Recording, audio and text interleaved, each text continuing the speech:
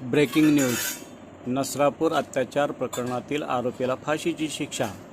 55 दिवसात ऐतिहासिक निकाल. आता शिक्षेची तातडीने अंमलबजावणी करा. वाव संघटनेची मागणी.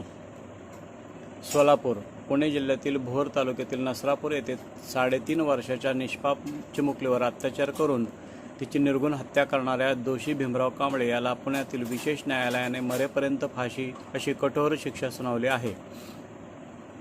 अवघ्या 55 दिवसात या खटल्याचा निकाल लागल्याने न्यायव्यवस्थेने संवेदनशीलतेने आणि वेगाने काम केल्याची भावना व्यक्त होत आहे. या निर्णयाचे स्वागत करत वर्ल्ड ऑफ विडोज वाव संघटनेच्या अध्यक्षा विद्या लोलगे यांनी न्यायालयाच्या निर्णयाचे स्वागत केले. त्या म्हणाल्या, आज खऱ्या अर्थाने आमच्या चिमुकलीला श्रद्धांजली वाहिली गेली आहे. ही चिमुकली सोलापूरची नात होती. अवघ्या 55 दिवसात निकाल देऊन न्यायालयाने समाजासमोर आदर्श निर्माण केला आहे. आता या दोषीला लवकरात लवकर फाशीची शिक्षा प्रत्यक्षात अंमलात आणावी. यावेळी संघटनेच्या सदस्यांनीही न्यायालयाच्या निर्णयाबद्दल समाधान व्यक्त करत महिला व बालकांवरील अत्याचार करणाऱ्यांविरोधात कठोर कारवाईची गरज अधोरेखित केली.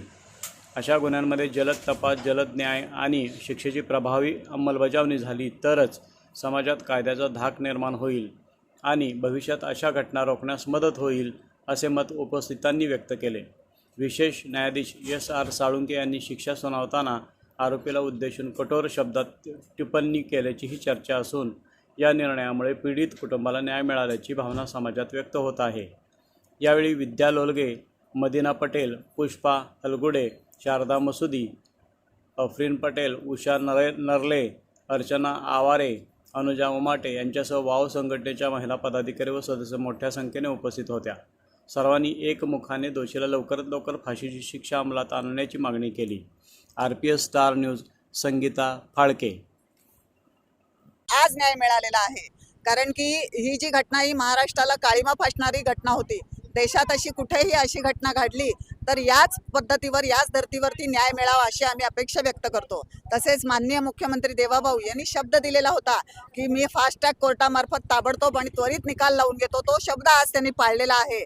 माननीय न्यायमूर्तींचे सुद्धा आम्ही आभार व्यक्त करतो, कारण की एवढ्याशा चिमुकलीला काय भावना असतात. आज तिला चॉकलेटाचा आमिष देऊन, बिस्किटचा आमिष देऊन इकडे खेळायला घेऊन जाऊन तिच्यावरती अत्याचार केलेला आहे. तिला बिचारीला माहीत पण नसेल की एवढा मोठा आजोबाच्या वयाचा माणूस आपल्यावरती अत्याचार करेल. ही जी मानसिकता जी आहे, पुरुषी जे वासना आहे, हे चिरडून टाकायचं काम आज न्यायालयाने केलेलं आहे. जसा निकाल दिला आहे तसाच फास्ट ट्रॅकवरती अतिशय जलद गतीने त्याला फाशीची शिक्षा सुनावावी हीच आमची नम्र विनंती आहे.